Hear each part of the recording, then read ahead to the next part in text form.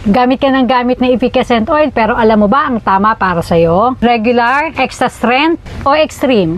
Hindi kasi sila pare-pareho, may tamang gamit bawat variant. Yo everyone, I'm Sa, your pharmacist. And today, i-explain ko ng malinaw kung anong pagkakaiba ng tatlong efficacent na ito. Educational lang ito, walang overclaims, lahat safe and based on proper product usage. Unahin natin ang efficacent oil regular. Ito ang classic formula na pinakakilala. Para saan nga ba ito? Ito ay para sa mild to moderate body aches. Pwede din ito sa gas pain o kabag, mild muscle fatigue, and pwede din itong daily use massage oil. Pwede sa mild lamig sa likod at simpleng pagod.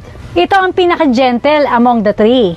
Kung mabilis ka ma-irritate sa sobrang lamig at burning sensation, ito ang best starting point. Next level naman tayo, efficacent extra strength. Same purpose pero mas mataas ang level ng cooling sensation. Mas bagay ito kung sa moderate to stronger body pain. Pwede din ito sa mabigat na trabaho or workout recovery. Gusto mo ng mas intense na lamig? Matagal kang makakaramdam ng relief kapag mas malamig ang formula. Pero hindi pa rin ito too strong. Pero obvious ang difference sa regular.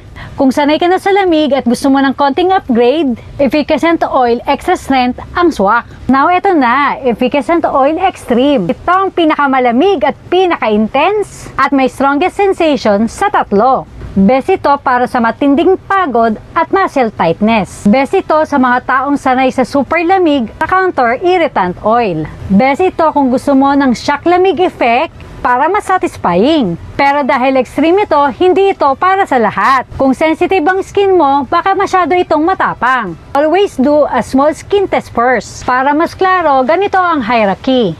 Efficacent oil regular for mild cooling and for everyday use. Efficacent oil extra strength for stronger cooling and heavier relief. Efficacent oil extreme, ito yung pinakamalamig at pinaka-intense. Lahat ng mga ito ginagamit externally. Pangmasahe, panlamig, at pang-pain relief support.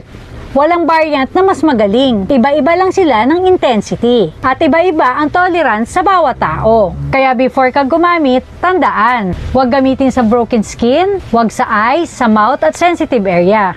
Iwasan din ito sa babies at toddlers. Wash hands after applying. Kung may redness o irritation, stop mo muna. At lagi, ang mga ito ay for external use only. So ayun, regular, extra strength, at extreme. Hindi sila basta-basta magkakatulad. Alamin mo kung ano ang bagay sa skin tolerance at needs mo. Kaya next time na bibili ka, for sure hindi ka na malilito. Choose the right strength para mas safe, masulit at mas effective para sa'yo. Gusto mo bang gumamit ng mga ito? Available yung mga yan sa Yellow Basket. Ikaw, gumagamit ka ba ng mga ito? Anong variant ang gamit mo? Comment down below and please like, share, and follow us for more.